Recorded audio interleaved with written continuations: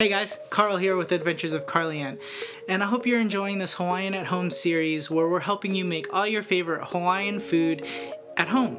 And this next one isn't really a popular dish by itself. What?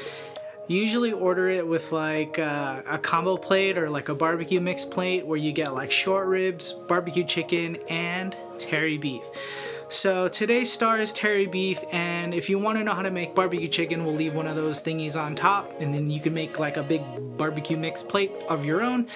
And yeah, so if you like our stuff, if you've been liking our stuff that we've been putting out, please like, subscribe, share it with your friends, and you know what? Let's just get into this teri beef.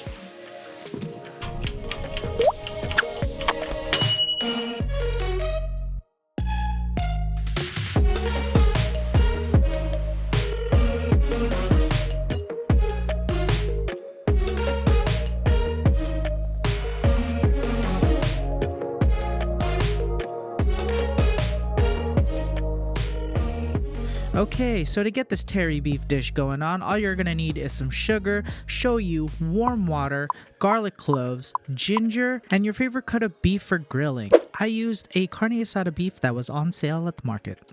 First, we're going to make the marinade, and you're going to combine 3/4 of a cup of sugar, half a cup of warm soy sauce, and 1/4 cup of warm water, and give that a little mixy. Then we're going to Hulk smash 3 to 4 garlic cloves, slice and peel then slice about 4 to 5 pieces of ginger, give it another mixy, and then add it to your beef.